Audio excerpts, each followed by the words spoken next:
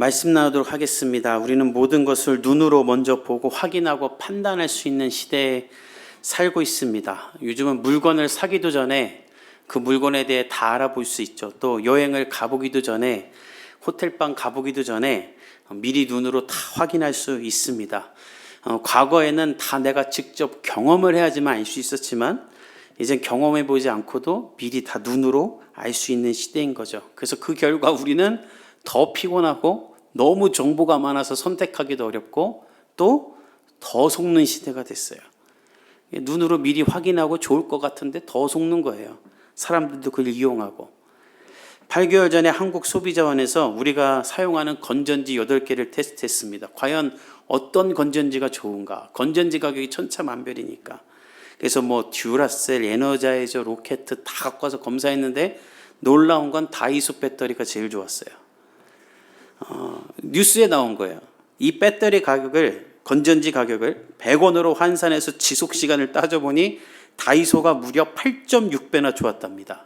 그러니까 다른 건전지가 100만 21, 100만 22개일 때 다이소는 1000만 21인 거예요. 그러니까 우리는 광고에 속고 비싼 가격에 속는 거죠. 얼마나 많은 사람들이 비싸다는 그 가격에 속고 삽니까? 명품백 들면 과연 그런 가치가 있는가? 그러니까 속는 거예요, 다. 근데 문제는 우리가 그런 상품뿐만 아니라 사람에게도 그렇게 속고 산다는 것입니다. 사람의 내면이나 하나님을 향한 중심보다 직장, 외모, 자동차, 옷을 잘 입는지, 또 나한테 잘하면 좋은 사람인가, 그런 단편적인 것으로 사람을 잘못 판단하고 비판하기도 하죠. 오늘 본문은 예수님이 이 눈으로 저지르는 실수에 대해 가르치시는 본문이에요. 우리 37절을 읽어봅시다. 시작. 비판하지 말라. 그리하면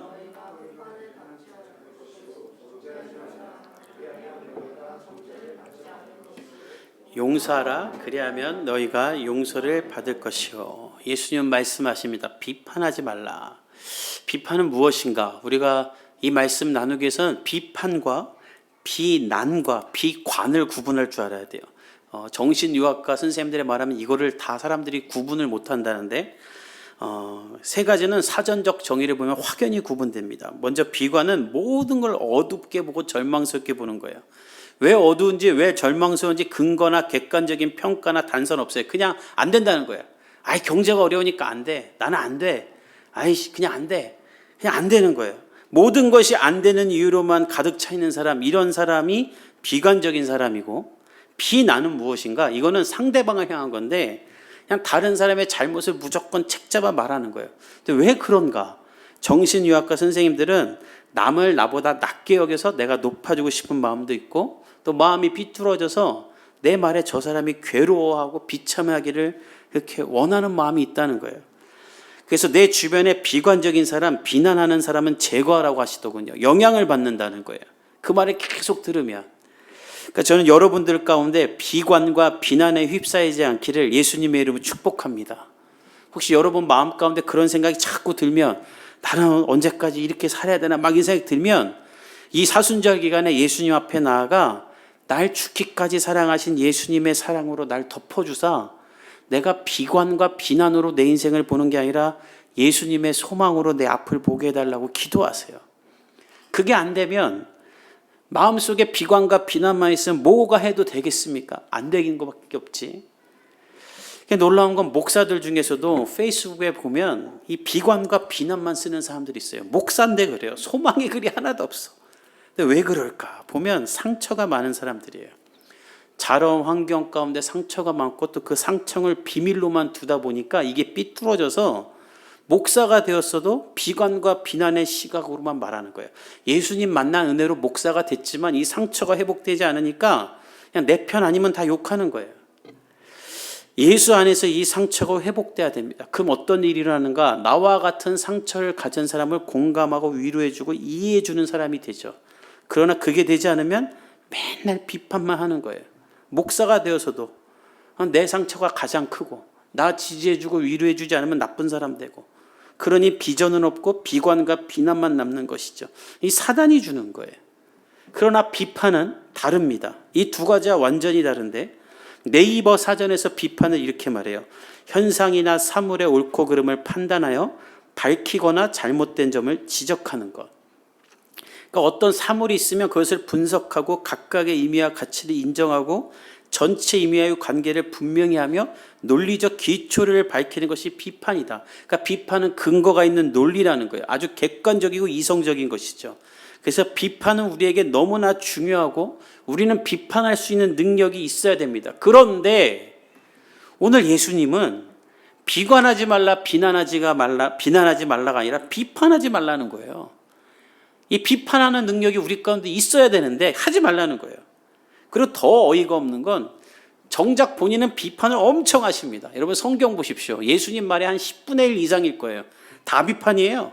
쉴 새 없이 비판하세요. 바리새인 서기관들 맨날 비판하고 심지어 성전에 가서는 막 장사하니까 다 뒤집어 엎으면서 승질도 내시고 본인은 그렇게 비판 막 하시면서 왜 우리한테는 하지 말라고 하는가.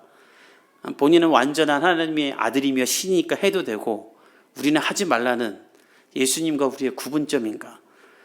사실 그것도 맞죠. 이 부분에 대해서는 나중에 더 얘기하겠지만 그러나 예수님은 그런 우월감으로 우리와 자신을 구분하기 위해 하지 말라는 것이 아닙니다.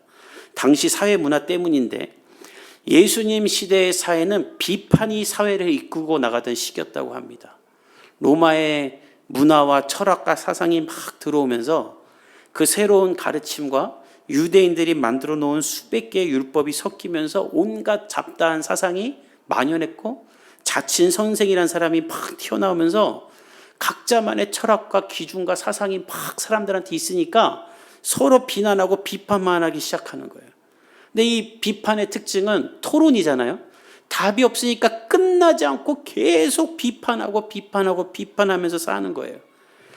예수님은 그런 세상을 만들어서는 안 된다라는 거예요.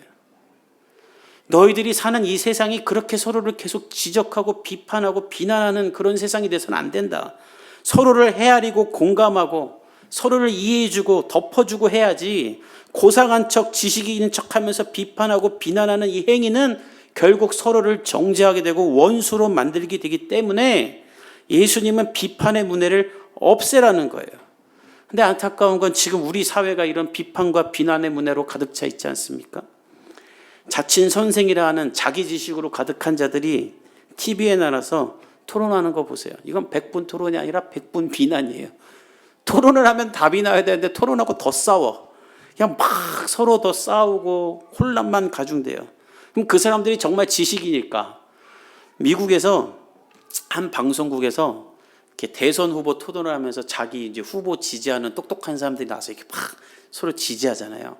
그 프로가 끝나자마자 그 토론한 사람들을 바로 병원으로 다 데려가서 MRI를 찍었대요, 뇌를. 그 뇌를 찍으면 전두엽을 썼는지 뭘 썼는지 다 나오잖아요. 과연 이 사람들이 오늘 한 토론이 이성적이고 지성적인 토론인가를 확인하려고 세상엔 참 다양한 호기심을 가진 사람들이 많아요. 그래서 딱 찍었더니 이성을 담당하는 전두엽을 사용한 흔적이 없대요.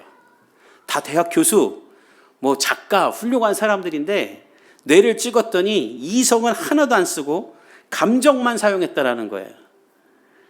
그러니까 우리가 나름 한다는 비판은 이성적이고 지성적인 비판이 아닌 거예요. 그러니까 예수님 하지 말라는 거예요. 예수님의 비판은 달랐어요. 예수님의 비판과 인간의 비판은 무슨 차이가 있는가? 예수님의 비판은 결론이 납니다.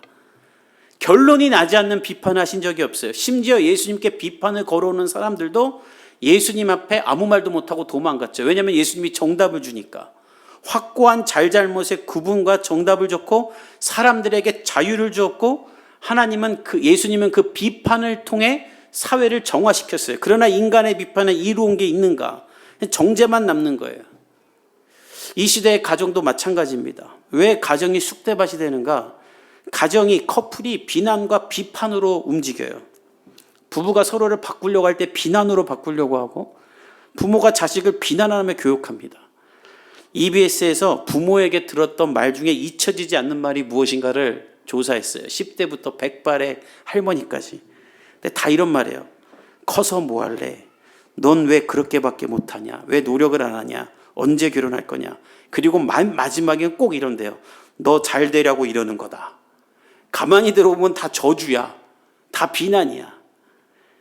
백날 기도하고 예배드린들 그런 말 가운데 하나님의 역사가 나타나겠습니까? 제가 아이를 키우면서 정말 소름 돋게 놀라는 것이 하나 있다면 아이들은 부모를 절대 비난하지 않아요. 대신 비판을 정확하게 해요. 아빠 왜 나랑 있을 때 핸드폰 해요? 아빠 왜 책을 읽어달라면 계속 읽어줘야지 두세 권만 읽어줘요. 비난하지 않아요. 아빠가 돼서 왜 책을 그렇게 안 읽어줘? 이런 말 안 해요. 그냥 딱 잘못만 말해요. 근데 부모들은 아이를 계속 비난해요. 7살이 왜 아직도 이러냐? 넌 누가 낳았냐? 쥐가 낳아놓고 누가 낳았니? 그리고 왜 말을 해도 못 알아듣냐? 교육을 빙자한 비난으로 계속 그냥 아이를 키워요. 그러니까 사춘기 되면 원수가 되는 거예요, 서로. 그리고 그때부터 막말하기 시작해요. 어른이 돼서도 계속 서로. 그러니까 원수가 되어서 나중에 아버지 돌아가시면 그때 후회하고, 그때라서 제사 잘 치르겠다고 하다가 산불 내는 거예요, 이렇게. 이게 얼마나 미개합니까? 살아있을 땐 서로 원수가 돼요, 비난으로. 그러니까 선교사님들이 왜 제사를 없앴냐면 귀신 문화이기도 하지만 살아있을 때 서로 사랑하고 밥 맛있게 먹고 즐기고 웃어야지, 살아있을 땐 서로 비난하고 원수만 되다 꼭 죽으면 상다리 부러지게 차려놓고 그것 때문에 또 싸우고 죽은 귀신 먹으라고 밥상 차려놓고 애들 못 먹게 해. 이해가 안 가는 거예요, 선교사님들은. 이거 하지 말아라. 살아있을 때 해라. 어른들은 이런 습관이 있는 거예요. 예수님이 왜 어린아이에게 배우라, 어린아이와 같이 대라, 어린아이 같이 대야 천국에 갈 수 있다고 하는가? 그들은 우리처럼 비난하고 정죄하고 유죄를 확정하지 않습니다. 정확히 말하고 잘못한 건 인정하고 사과할 줄 알죠. 그리고 눈으로 보는 것보다 자기가 직접 경험하고 들은 것에 중점을 둡니다. 여러분, 아이들의 특징이 뭔지 아세요? 눈으로 본 것으로 다라고 얘기하잖아요. 눈으로 본 것을 꼭 부모한테 물어봐요. 저건 왜 초록 불일 때인데 안 가요? 우리는 좌회전할 거니까 왼쪽에 화살표가 있어야 돼. 왜 이모 삼촌들은 커피를 마셔요? 쓴데. 우리처럼 왜 커피를 먹냐 밤에 잠 안 오게 이렇게 비난하지 않아요. 그냥 물어봐요. 그리고 듣고 그걸로 받아들이고 자기 생각하래요. 그러나 어른들은 묻지도 않고 듣지도 않으면서 자기가 본 대로 다 판단하고 단정합니다. 그러니까 남는 게 비판밖에 없는 거죠. 나는 다 볼 줄 안다 이렇게 얘기하니까. 이런 우리에게 오늘 예수님은 말씀하는 거예요. 너의 눈은 닫고 너의 귀는 열어라. 그러면 비판하지 않을 수 있고 너희도 비판받지 않을 것이다. 비판하지 않게 정죄하지 않을 수 있고 너희도 정죄를 받지 않을 것이다. 너희가 나의 제자라면, 크리스찬이라면 함께 비판하는 사회의 구성이 되는 것이 아니라 용납하고 용서하는 자들이 돼야 되지 않겠냐라는 거예요. 38절이 그 말씀입니다. 우리 읽어봅시다. 시작. 주라, 그리하면 너희에게 줄 것이니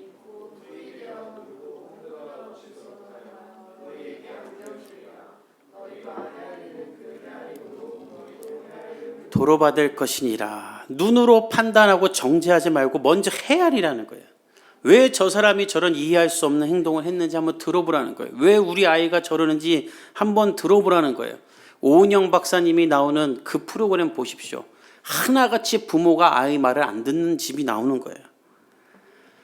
우리가 누군가를 비판하고 판단하는 이유는 그 사람을 모르기 때문입니다. 그 사람 마음도 몰라요. 근데 그냥 내 마음대로 축축하면서 확정하고 단정 지는 거예요. 그러니까 내가 매정한 거예요. 제가 지난주에 아침에 이제 아이들 유치원 보내주려고 아래 나왔는데, 성현이만 데리고 나왔는데, 저희 집 뒤에 고등학교가 하나 있는데 교복 입고 3명이 아침 8시 반부터 저희 집 주차장에서 담배를 피우고 있는 거예요. 3명이. 저는 그걸 절대 그냥 지나가지 않습니다. 목사님 그러다 한 대 맞으면 어떡하려고 그러냐 싶지만 다 제어하는 방법이 있어요. 이름 보고 몇 학년 몇 반인지 물어보면 끝나요. 이 벌점, 제가 전화 걸면 벌점 맞기 때문에 전혀 맞을 일 없어요. 선도를 해야죠. 너희들 일로 와라. 이름이 있으니까 누구누구야. 너 일로 와라. 그럼 깜짝 놀라서 오죠. 몇 학년 몇 반이니? 그럼 바로 담배 끄고 죄송합니다 합니다. 그럼 그때 제가 얘기하는 거예요. 아이 죄송은 안 해도 돼. 근데 야 아침부터 그렇게 교복 입고 학교 가는 길에 담배를 피면 너 어떡하려고 그러냐. 키도 안 크고 속 안에 연기만 가득 차지. 더 답답하지 않겠냐? 그러니까 왜도 막 혼내고 욕하는 게 아니라 그렇게 말해주가 좀 웃어요. 그러면서 이렇게 갑자기 애가 인생 상담하는 거예요. 제가 아침부터 엄마랑 싸워가지고 왜 사는지도 모르겠고 살기 싫어서 그냥 담배나 피는 거예요. 이러는 거예요. 그러니까 옆에 있는 애들이 둘이 같이 와가지고 제가 진짜 석연이만 아니었으면 그 자리에 예수님 영접시키고 세례까지 줄 뻔했어. 5분 10분 얘기했어요. 엄마도 아들을 처음 키워봐서 너한테 그러는 거 아니겠냐. 형이 있는데요. 아니 그러니까 형도 처음이잖아. 이러면서 제가 한참 얘기했어요. 성현이만 아니었으면 진짜 이름도 알아보고 탈 텐데. 보자마자 왜 담배 피냐, 야 이놈의 새끼야, 어디서 어른 앞에서 이러면 서로 기분만 나쁘지만 이해해주고 그 아이를 헤아려 주니까 자기 이야기를 하는 거예요. 제가 또 만나길 기도하고 있어요. 두 번째 만나면 이제 야 우유 먹으러 가자 그러고 전도하려고. 서로 지적하고 비난하기만 하면 상처밖에 남지 않습니다. 그러나 그 사람을 헤아리려고 해보면 다 이유가 있어요. 식당 아주머니가 불친절하면 내 앞에 왔던 진상 손님이 있었을 확률이 높아요. 알바생이 피곤해하면 새벽부터 나와서 피곤한 거고, 무례한 사람이 언제 봤다고 처음부터 와서 막 함부로 하면 상처가 많은 사람일 거예요. 예수님은 그런 사람들을 보면서 함께 열받아 하지 말고 어렵고 힘들지만 너는 주라고 사랑을 나눠주려고 해보라는 거예요. 그러면 어떻게 되는가? 예수님도 우리를 헤아려 주시고 예수님이 대신 나를 용서해 준다는 거예요. 특히 너가 그런 사랑을 베풀 때 38절에 보면 예수님이 말씀하십니다.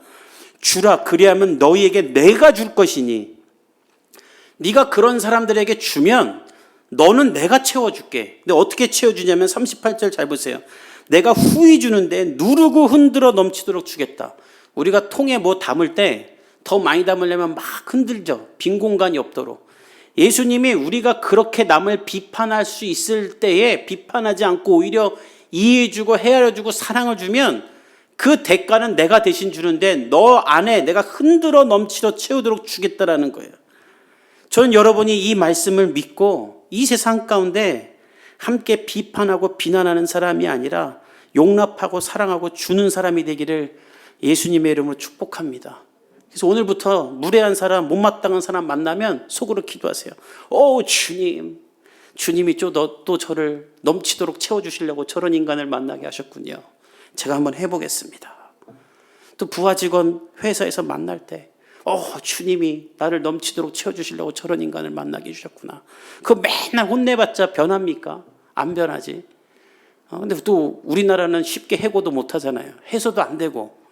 그 평생을 회사 하나 들어가려고 살아왔는데 사회 초년생 때 좀 못한다고 그냥 바로 해고시킨다 그러면 되겠어요? 그럼 갈 데도 없는데 좀 이해해주고 덮어주고 가르쳐주고 그래도 안 되면 어떻게 하겠어요? 야 성경에 누구든지 지혜가 부족하면 모든 사람에게 후히 주시고 꾸짖지 아니하신 하나님께 구한다고 했는데 너 나랑 교회 가자. 내가 그렇게 헤아려주고 이해해주고 용서해줄 때 전도도 할 수 있지. 다른 상사처럼 같이 그냥 막 비난하고 욕하면 예수 믿겠냐는 거예요. 변하지도 않는데. 예수님은 말씀하세요. 우리 39절 40절을 읽어봅시다. 시작. 또 비유로 말씀하시되 맹인이 맹인을 인도할 수 있느냐.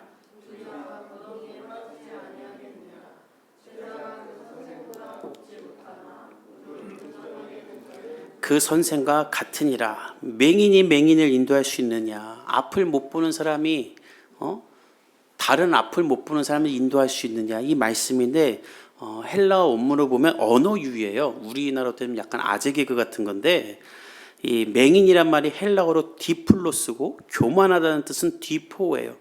디플로스 맹인, 디포 교만. 어감이 비슷하잖아요. 예수님은 눈으로만 보고 판단하는 그 사람들은 교만한 자다. 실상 그 사람들이 맹인이다 이 말하는 거예요. 그렇게 남을 비판하고 함부로 판단하는 맹인 같은 사람, 그 사람을 따라가면 너도 그렇게 된다는 거예요. 그리고 함께 구덩이에 빠지게 된다. 구덩이는 원문을 보면 죽음과 멸망을 상징합니다. 그 결과가 뭐냐면 제자가 그 선생보다 높지 못하나 물을 운전하게 된 자는 그 선생과 같으니라. 이 말은 아주 안 좋은 말이에요. 예수님이 어떤 말 하는 거냐면 우리나라에 온 외국인 중에 한국말을 잘하는데 사투리로 말하는 사람들 있죠. 그 사람들 나중에 하는 말이 뭐예요? 열심히 배우는데 알고 봤더니 사투리였다고. 지금 예수님 그 말씀하는 거예요. 함부로 나를 비판하는 사람 선생으로 삼고 따라다니면서 나도 똑똑해졌다. 나도 이성적인 사람이 됐다. 나는 이 세상 돌아가는 걸 다 안다라고 자부하지만 사실 너도 같이 맹인되는 거다. 예수님 그 말씀하면서 너희는 그렇게 살지 말라라는 거예요. 그리고 이렇게 말씀하십니다. 우리 41절과 42절 읽어봅시다. 시작. 어찌하여 형제의 눈 속에 있는 티는 보고 내 눈 속에 있는 들보는 깨닫지 못하느냐. 너는 내 눈 속에 있는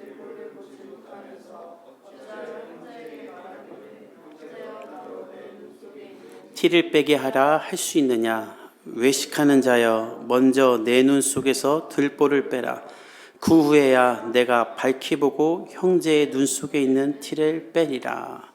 어떻게 형제의 눈에 있는 티, 겨 같은 조그만 거를 보고 너 속에 있는 들보는 기둥이에요.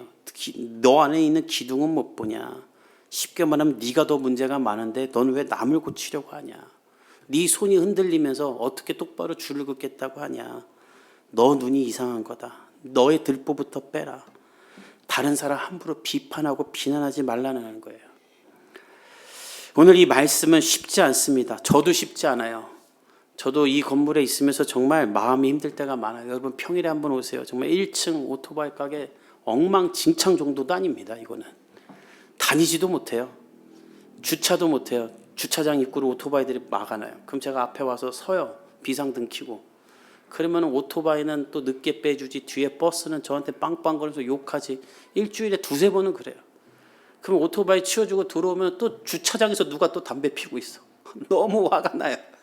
그러나 한 번도 화내지 않았어요. 그 오토바이만 그런가. 배달하는 사람들도 어떤 사람은 1층에 와서 밥 먹고 난 쓰레기를 2층에다 버리고 간 사람도 있어요. CCTV 다 나오죠. 정말 화나죠. 이런 사람 만나면. 아니 밥을 먹고 왜 그 교회에다 버리고 가. 그러나 오토바이 가게 사장님한테 한 번도 화난 적이 없어요. 뭐 위에 아저씨는 더 하고 위아래로 샌드위치로 아주 그냥. 근데 제가 참죠. 웃고 괜찮다고 해주고. 그러니까 놀라운 건 권위가 생겨요. 오토바이 가게 사장님이 주일마다 문을 닫는 이유가 있어. 원래 안 닫아요. 일주일 내내 제가 참으니까 닫는 거예요. 자기가 너무 미안하니까. 또 위에 아저씨도 제가 하는 말 요즘 다 들어줘요. 여러분 참는 거 쉽지 않습니다. 그런데 예수님 말씀처럼 내가 한번 참고 헤아려주고 이해해주기 시작하면 그들이 나를 높여줘요. 야, 저분 이걸 참는구나. 그 사람들 다 알아요. 지금 트럼프가 관세로 전 세계를 흔드는데 이걸 제일 잘 방어하는 사람이 있습니다. 여인이에요. 멕시코 대통령 클라우디아 세인바움입니다. 트럼프가 대통령 되자마자 캐나다하고 멕시코를 가장 먼저 관세로 쳤죠. 근데 놀라운 건 캐나다는 지금 완전 원수가 됐고 멕시코는 관세 공격을 다 막아낼 뿐만 아니라 최근엔 트럼프가 셰인바움은 내가 가장 존경하는 대통령이다까지 말했어요. 그래서 셰인바움은 자기 나라 국민들에게 나를 존경한다는 건 멕시코를 존경한다는 것이다. 멕시코 국민들이 아주 자부심이 올라갔어요. 그녀는 어떻게 그럴 수 있었는가? 그녀의 별명이 얼음 여인인데 이 여인은 대선할 때도 상대방이 아무리 네거티브 정책으로 자기를 비난해도 목소리가 안 변한답니다. 항상 차분하대요. 심지어 트럼프가 관세 정책을 할 때도 기자회견을 먼저 하면서 국민들에게 그랬답니다. 지금 우리에게 필요한 건 안정과 평온과 인내심입니다. 나에겐 플랜 A, B, C, D까지 있습니다. 그 얼굴 표정과 말투에 전 세계 언론이 놀랐어요. 제갈공명 같은 얼굴이에요. 그리고 정말 다 막아냈는데 유럽에서는 트럼프의 조련사다. 우리가 그녀에게 배워야 된다면서 인터뷰를 했더니 이 셰인바움이 이렇게 말을 해요. 트럼프랑 얘기할 때는 항상 차가운 머리를 유지하면서 트럼프의 말에 말려들지 말라. 일단 그가 하는 말이 다 맞는 말이 아닌 게 많다. 그러니까 그가 하는 말에 맞는 말과 안 맞는 말을 확인하고 그가 아무 말을 하더라도 같이 자극하지 말고 흥분하지 말아라. 그리고 맞는 말에는 일단 다 동의해주고 칭찬해줘라. 트럼프는 칭찬받고 싶어하는 사람이기 때문에 맞는 말에만 동의해주고 칭찬해주면 좋아하고 나를 존중해준다. 그리고 그때 우리가 할 말을 하면 된다. 이걸로 관세 정책을 다 이기는 거예요. 오늘 예수님 말씀으로. 그녀의 지지율이 지금 85%랍니다. 우리나라처럼 지지고 볶고 싸우고 맨날 너만 잘못했다 그러면 이렇게 되겠습니까? 정죄하고 비판하고 흥분해서 될 일은 없어요. 예수님의 말씀을 기억하며 머리를 차갑게 하고 하나님께 나아가십시오. 부글부글 끓어오는 감정은 하나님께 쏟아부으세요. 하나님 오늘 왜 저런 인간을 만나겠습니까? 제가 이것도 참아야 됩니까? 일단 참고 그 말에 그 다음에 말씀 따라 했으니까 오늘 흔들면서 저를 채워주십시오. 하나님이 여러분 그렇게 해주시겠다는 거예요. 이 말씀 믿기를 축복합니다. 그리고 더 중요한 거, 무엇보다 여러분 자신을 비난하거나 비판하지 마십시오. 세상 사람들이 다 여러분 비난하고 저주해도 여러분들은 그거는 사단의 말이에요. 하나님은 우리를 비관하고 비난의 가운데 두지 않으세요. 그런 말 들었으면 들고 하나님께 가세요. 다윗이 비난과 비관의 때에 하나님께 나아가 소망을 얻은 것처럼 여러분들 그렇게 하세요. 똑같은 인간인데 똑같은 비난과 비관 가운데 다윗은 하나님께 나아가 회복되고 사울은 하나님께 나아가지 않아 무너집니다. 하나님께 나아가 기도하십시오.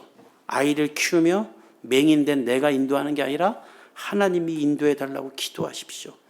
주님이 여러분을 인도하실 줄 믿습니다. 시편 146편 3절과 6절에서는 이렇게 말합니다.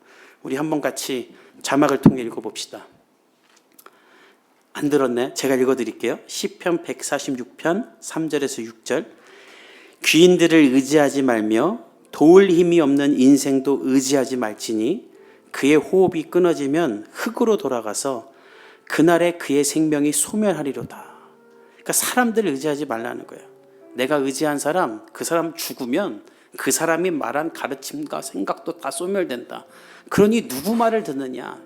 잘났다는 사람, 지식이라는 사람, 비판적인 사람 말 듣지 말라는 거예요. 대신 야곱의 하나님을 자기의 도움으로 삼아라.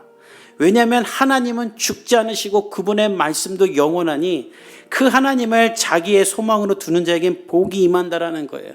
사랑하는 성도 여러분, 세상이 말하는 가르침과 비난과 비판 가운데 빠지지 말고 하나님께 나아가 소망을 둠으로 승리하는 주의 백성들 되기를 예수님의 이름으로 축복합니다. 아멘. 우리 함께 찬양하며 기도하겠습니다.